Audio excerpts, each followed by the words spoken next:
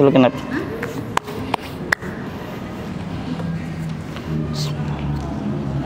Assalamualaikum warahmatullahi wabarakatuh. Innal hamdalillah nahmaduhu wa nasta'inuhu wa nastaghfiruh wa na'udzu billahi min syururi anfusina wa min sayyiati a'malina. May yahdihillahu fala mudhillalah wa may yudlilhu fala hadiyalah. Asyhadu an la ilaha illallah wahdahu la syarikalah wa asyhadu anna Muhammadan abduhu wa rasuluh la nabiyya ba'dah. Allahumma salli wa sallim wa barik ala sayyidina Muhammad wa ala alihi wa sahbihi ajma'in. Amma ba'du. Rabbi shrah li sadri wa yassir li amri wahlul 'uqdatam min lisani yafqahu qawli. Rabbi zidni ilma warzuqni fahma birahmatika ya arhamar rahimin. Para ibu jamaah pengajian rutin yang alhamdulillah istiqamah hadir setiap Senin sore di masjid yang kita cintai, yakni Masjid Jami' Nurul Yakin, yang mudah-mudahan setiap langkah kaki kita sebagaimana sabda Nabi akan diampuni setiap langkah itu qabla ayyahtua, niatnya saja dicatat dan menjadi asbab diampuni dosa-dosa kita qabla ayyahtua, sebelum kita melangkahkan kaki.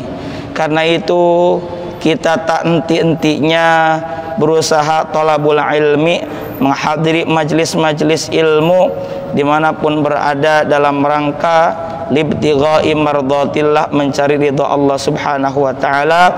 Karena itu kita berharap semoga hasil maksud yang dicita-citakan, hasil ilmu yang manfaat dan barokah.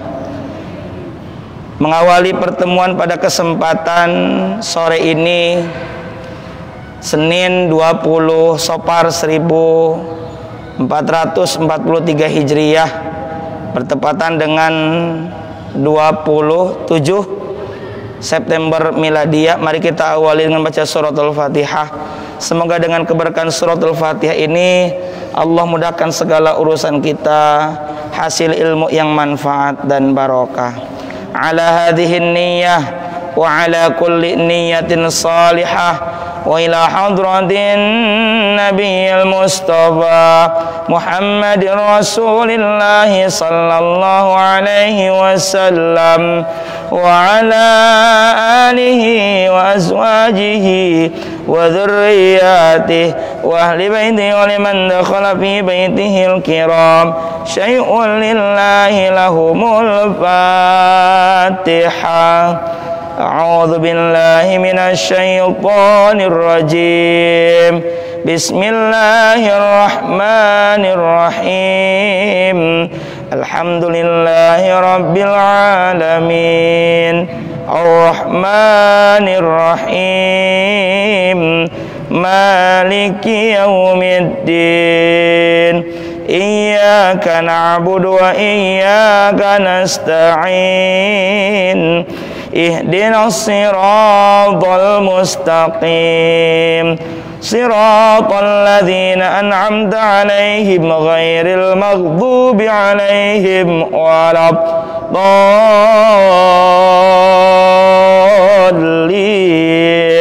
Rabbighfirli wa liwalidayya. Amin. Kita lanjutkan pengajian kitab Al-Wasiyatul Mustafa, masih membahas tentang bab wasiat Nabi seputar kejujuran dan persahabatan. Mari kita baca bersama-sama hadis nomor 4 tentang ciri-ciri teman yang jelek. ya, halaman 36 yang cetakan lama. Ya, babnya bab kemarin bab 6 Romawi. Nah, sub babnya nomor 4 tentang ciri-ciri teman yang jelek. Bismillahirrahmanirrahim. Ya Aliyu bi'sas sadiqu alladzi yuqassiru fi sadiqihi wa yufshi sirrahu. Hai Ali, teman yang paling jelek adalah teman yang suka gegabah terhadap temannya dan suka membuka rahasianya. Baik, ini tentang ciri-ciri teman yang jelek. Kita tentu ingin berteman dengan orang-orang yang baik, ya. Kita kalau punya teman haruslah yang baik. Ada pepatah mengatakan bahwa jangan pilih-pilih teman. Kalau menurut saya justru dalam hal ini harus pilih-pilih teman ketika kita tidak bisa mengajak dan mempengaruhi orang lain kepada jalan kebaikan. Daripada kita terbawa pengaruh buruk daripada orang atau teman yang jahat, lebih baik kita menghindari orang-orang buruk tersebut. Dalam hal inilah kita hendaknya pilih-pilih dalam mencari teman, ya. Bahkan dalam beberapa kesempatan ayat Al-Quran, Allah sering mengingatkan kita untuk bersama kelompok orang-orang yang baik, kelompok orang-orang yang benar. Lihat saja, kalau kita digolongkan pasti ingin digolongkan dengan orang-orang yang selamat, ingin digolongkan dengan orang-orang yang baik. Contoh yang paling gampang sering kita baca dalam Al-Quran, satu hari minimalnya rata-ratanya 17 kali. Apa itu? Bacaan ihdinas siratal mustaqim. Ya Allah, tunjukkanlah kami jalan yang lurus. Jalan lurus yang seperti apa? Di ayat terakhir surah Al-Fatihah itu disebutkan siratal ladzina an'amta alaihim, yaitu jalan yang telah Engkau berikan kepada mereka. Mereka di sini siapa? Sering dikutip dalam doa salat sunat tarawih. Minan nabiyyin, kan, an'amallahu minan nabiyyin wasiddiqin wasyuhada'i wassalihin wa hasuna ulaika rafiqa. Kita pengen jalan seperti yang telah Allah anugerahkan, Allah berikan kepada orang-orang seperti siapa? Para nabi, orang-orang siddiqin yang benar dalam keimanannya, wasyuhada, orang-orang yang mati syahid, wassalihin, atau minimal seperti orang-orang saleh. Berarti kita pengen digolongkan seperti itu. Bahkan ada lagi, ya ayyuhalladzina amanu taqullaha wa kunu ma'as shadiqin. Hai orang yang beriman, bertakwalah kalian kepada Allah dan jadilah kalian bersama orang-orang yang benar, benar dalam keimanan. Berarti kalau kita berteman, carilah teman yang baik, bukan teman yang buruk. Kecuali kalau kita bisa mengajak, mengajar, memengaruhi orang lain menjadi lebih baik. Ayo orang tebisa mah tibatan kabawa kenu bener, ya mendingan kita hindari yang seperti itu. Ya, saya pernah sampaikan, jangan mau gaul dengan orang yang suka ngomongin orang. Berarti jangan bergaul dengan orang yang punya perangai atau etika akhlak yang buruk. Kenapa kita jangan bergaul dengan orang yang suka ngomongin orang? Sebab kalau kita tidak ada, kita yang dijadikan objek omongan. Betul apa betul? Saya selalu bilang begitu. Nah, dalam hal ini maka kita carilah teman yang baik. Ya. Kata baginda Nabi Muhammad sallallahu alaihi wasallam, bagaimana perumpamaan teman bergaul yang baik dan teman bergaul yang buruk. Apa kata baginda Nabi? Matsalul jalisis salih. Permisalan, perumpamaan al-jalis. Jalis, kalau majlis kan tempat duduk. Ini kan majlis, kita sering bilang majlis taklim. Berarti tempat duduk untuk mencari ilmu, untuk ngaji. Al-jalis itu berarti teman duduk. Maksudnya apa? Teman bergaul. Kalau anak-anak kita bilang teman nongkrong, ya.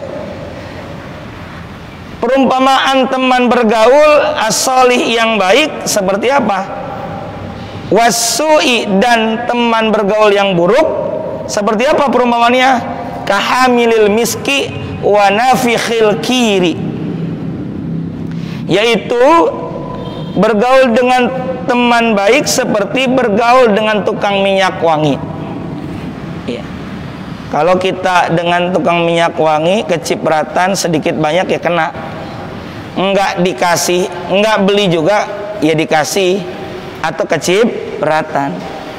Wa nafikhil kiri, dan bergaul dengan orang yang buruk akhlaknya atau teman bergaul yang buruk ya seperti bergaul dengan nafikhil kir. Kalau di sini diartikan pandai besi.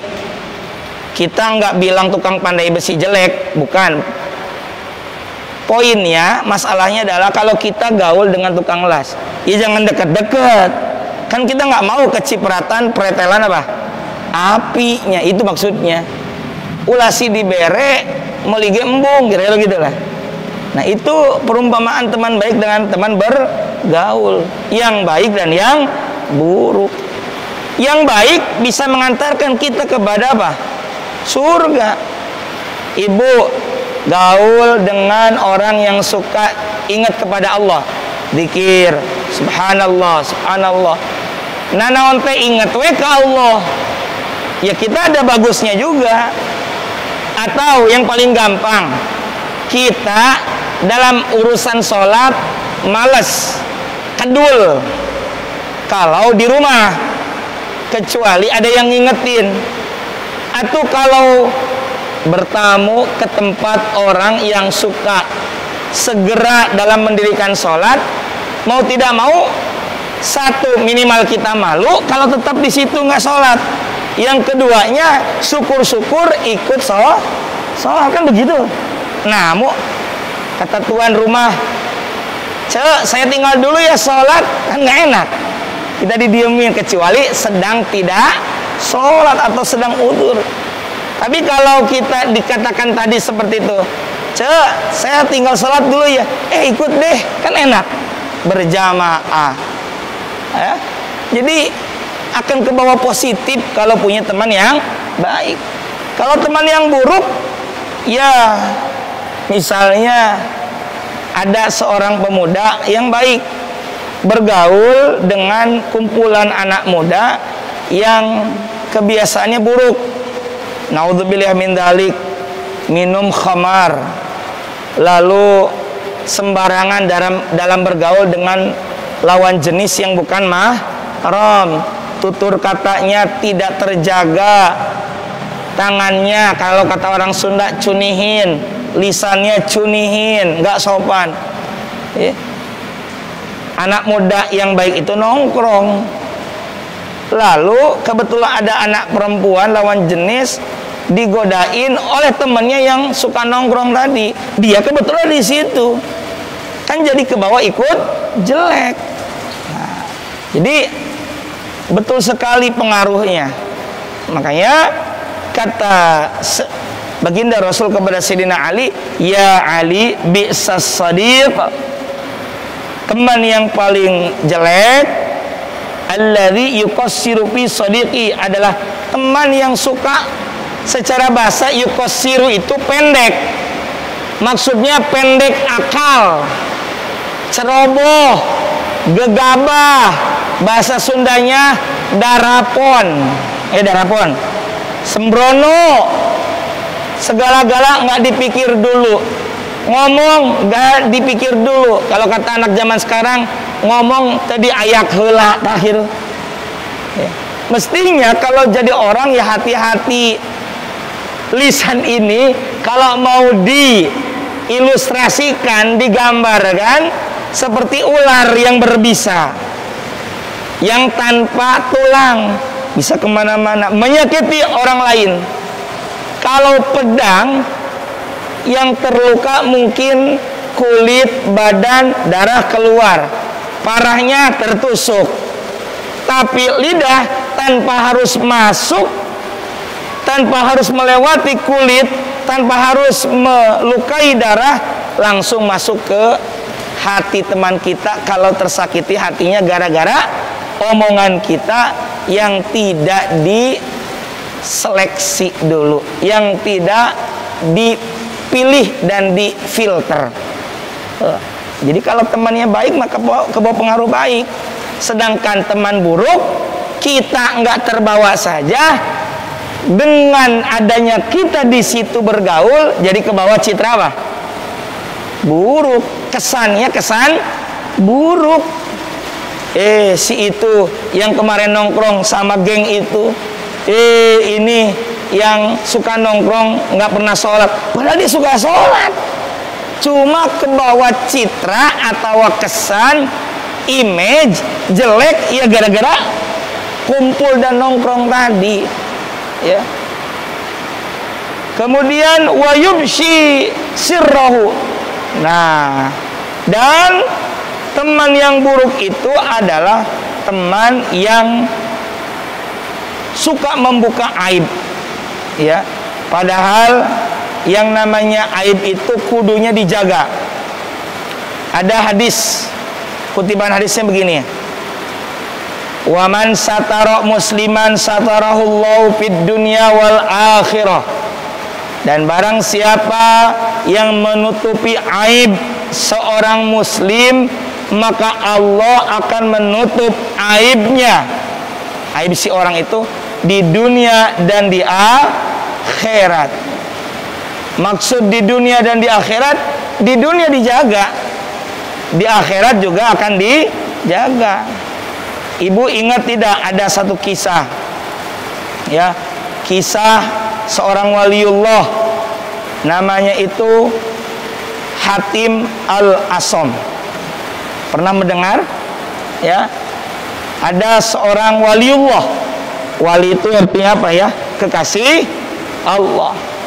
Ini saya ingin kisahkan. Saat itu ada seorang ulama di abad ketiga Hijriyah, namanya itu Syekh Hatim bin Ulwan di daerah Khurasan. Namun belakangan beliau dikenal dengan tambahan nama Al-Asom. Secara bahasa Asom itu ada dalam Al-Quran, summum bukmun umyun dan sebagainya. Summun itu tidak bisa mendengar, namanya tunarungu, alias apa? Tuli. Kenapa disebut tuli padahal tidak tuli? Ini Syekh Hatim, beliau ini mewakafkan dirinya untuk masyarakat.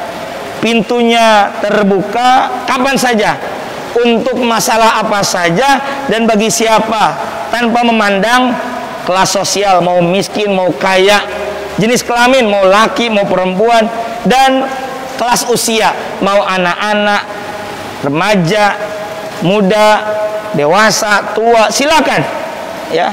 Namun ketika di salah satu tengah-tengah kumpulan orang yang ingin berkonsultasi kepada siapa ini? Syekh Hatim, ya, ada seorang perempuan seorang gadis datang kepada Syekh Hatim, tentu tujuannya untuk konsultasi. Mungkin karena dempet-dempetan, impit-impitan, kena angin, kemudian perutnya mengalami keganjilan, tidak enak perut, akhirnya angin panas di dalam perut si perempuan itu mendesak-desak dan keluarlah yang kita sebut namanya kentut. Awalnya ditahan kentut. Wah, tapi kan orang kalau nahan kentut gimana gitu? Ditahan kentut. Ya karena di depan itu adalah seorang ulama besar.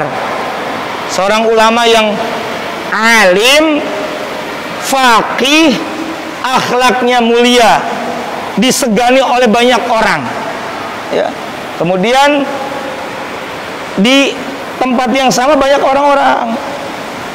Ketika di tengah-tengah itu karena tidak tahan lagi, keluar suara kentutnya.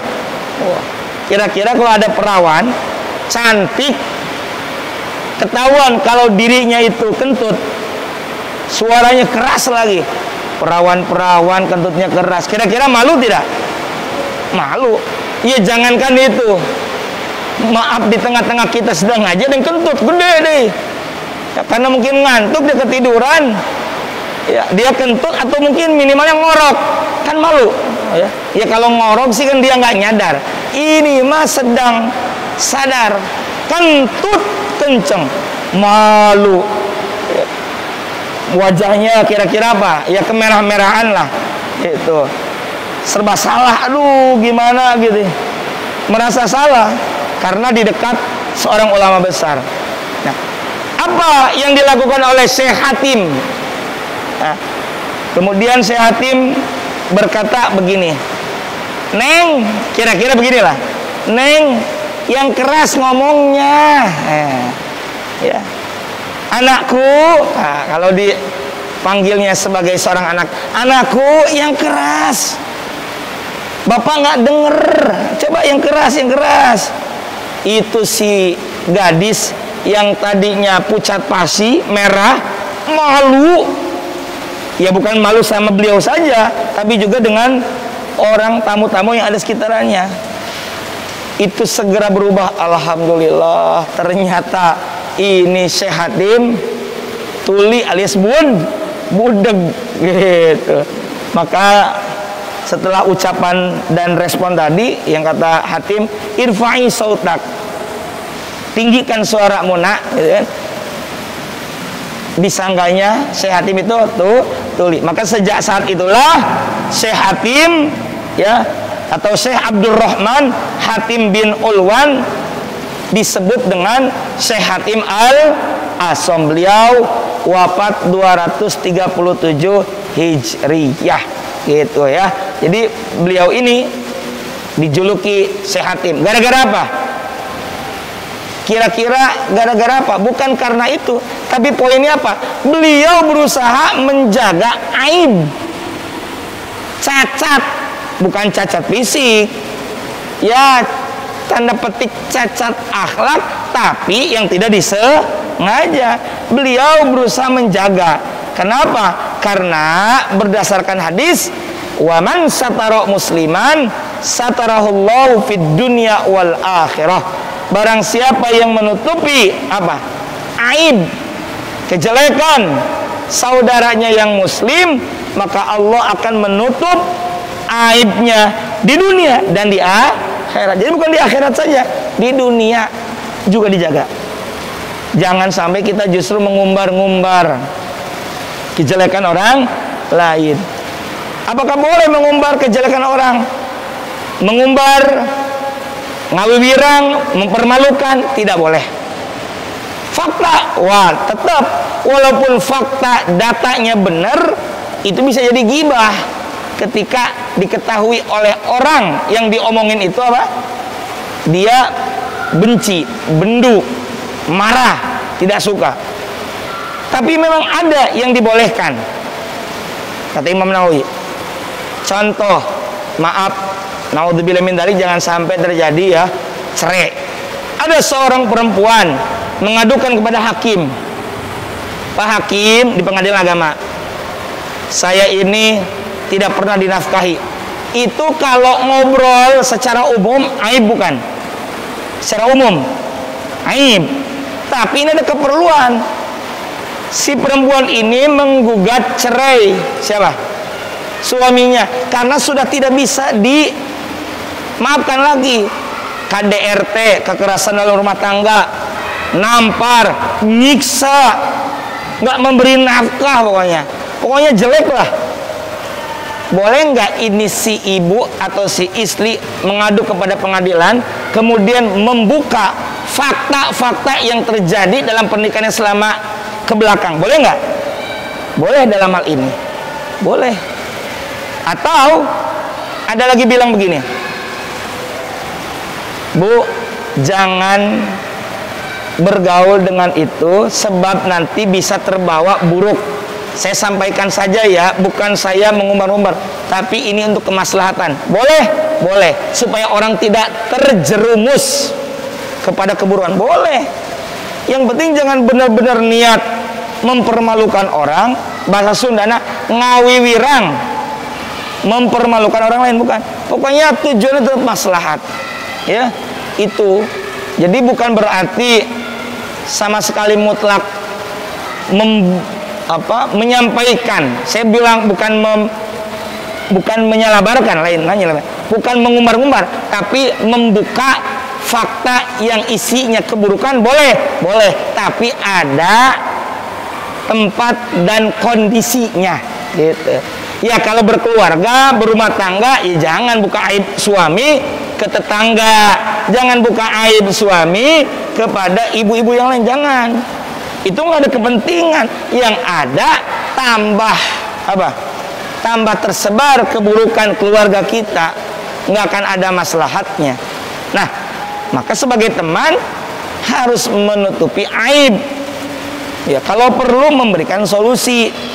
Seperti halnya kata baginda Rasul, orang atau teman yang buruk itu adalah wayubshi sirrahu, suka membuka aibnya atau rahasia. Jadi jangan dibuka-buka. Kadangkala kita ini menceritakan ini itu tujuan awalnya ingin melampiaskan, ya, daripada ditimbun sendiri. Tapi ingat yang kedua, jangan sampai teman itu di kemudian hari membocorkan rahasia. Karena memang kita nggak pernah tahu kondisi keadaan selanjutnya. Ayeuna we bager, ayeuna we babarengan. Kita kan nggak tahu. Jangankan tetangga, jangankan orang lain, jangankan teman sekolah, dulur sakasur, dulur nanti sasumur berarti keluarga, ya, dulur salembur, itu saja bisa membuka aib di kemudian hari. Maka yang namanya rahasia-rahasia jagalah sebaik mungkin. Kalaupun mau berbagi, pilih-pilih, ya insya Allah sih kalau dengan suami istri ya insya Allah terjaga. Maka dari itu ya jangan sembarangan dalam membuka rahasia. Nah, terakhir ada sabda baginda Rasulullah Muhammad sallallahu alaihi wa alihi wasallam, ar-rajulu ala dini khalilihi. Dalam riwayat lain, al-mar'u, seseorang itu, ala dini khalilihi, berdasar atau menurut din, bisa diartikan agama atau bisa diartikan kebiasaan, ya kalau millah. Khalilihi, teman atau sahabatnya. Fal yanzur ahadukum, maka perhatikanlah salah seorang dari kalian, maka hendaklah salah seorang dari kalian melihat man yukhalilu, dengan siapa ia berteman. Ibu punya anak rata-rata sudah di atas SD, SMP, SMA, harus tahu dengan siapa bergaulnya anak kita. Kalau perlu ibu punya nomor kontaknya. Saya punya nomor kontak, saya punya nomor WA, dan tahu dengan siapa. Jangan sampai, apalagi naudzubillah dari perempuan, kita nggak tahu gaul dengan siapa. Ini penting. Jadi bukan kita, kata anak zaman sekarang, protektif. Bagus sebenarnya. Protektif kan dijaga, dilindungi. Apalagi anak perempuan, melang, balaur, khawatir. Ya, maka ibu walaupun cuma berlima, masing-masing punya WA, ya bikin grup kayak, deh kalau ada apa-apa di grup, takut mama nggak pegang HP, bilang begitu. Ya, jadi satu sama lain. Ibu juga tahu pergaulan suami, suami tahu pergaulan istrinya, ibu tahu anaknya. Kalau perlu nih, handphone kan suka ada nomor kontak, tahu ini siapa deh. Ada lagi, kadang-kadang kita tidak tahu passwordnya. Saya semua yang saya miliki nggak pakai password.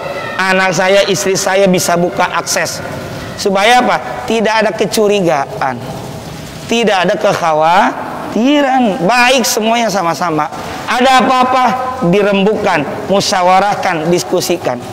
Nah, kesempatan ngaji bersama ibu-ibu ini saya ingin sampaikan urusan-urusan kekeluargaan, kerumah tanggaan. Saya yakin ibu-ibu sudah lebih dulu berumah tangga dengan saya, tapi kita juga perlu berbagi ilmu.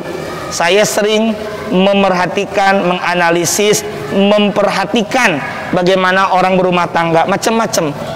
Maka dari itu, para ibu jemaah sekalian, berkenaan dengan teman yang jelek, kita berusaha semaksimal mungkin cari teman-teman yang baik, hindari teman-teman yang buruk. Dan termasuk teman-teman yang baik adalah teman satu lingkungan pengajian, teman satu lingkungan, bahasa sekarang komunitas, arisan, nggak apa-apa, yang penting baik, benar, hindari kemaksiatan. Mudah-mudahan ada manfaat dan barokahnya. Semoga sehat selalu, semoga dengan turunnya hujan sedikit lagi reda. Apa yang kita doakan, doa yang kita langitkan, yang kita munajatkan, menjadi asbab turunnya rahmat dan dikabul doa-doa kita. Sehat semuanya, sehat lahir dan batin. Amin ya Allah ya Rabbal alamin. Astagfirullahaladzim ya Maulana ya Ma'bud ya Karim ya Allah ya Mujibas Sa'ilin. Amin amin ya Allah ya Rabbal alamin. Bismillahirrahmanirrahim. Alhamdulillahirabbil alamin. Hamdan na'imin, hamdan syakirin, hamdan yuwafi ni'amahu yukafi mazidah. Ya Rabbana lakal hamdu wa lakal syukru kama yanbaghi li jalali wajhikal karim wa li 'azimi sultanik. Allahumma salli ala nuril anwar wa sirril asrar triyakil aghir min tahibabil yasar sayyidina wa maulana Muhammadinil mukhtar wa alihil abhar wa ashabil akhyar adada ni'amillahi wa afdalih. Allahumma ij'al hadza jam'ana jam'an marhuma wa tafarruqana min ba'di tafarruqan ma'suma.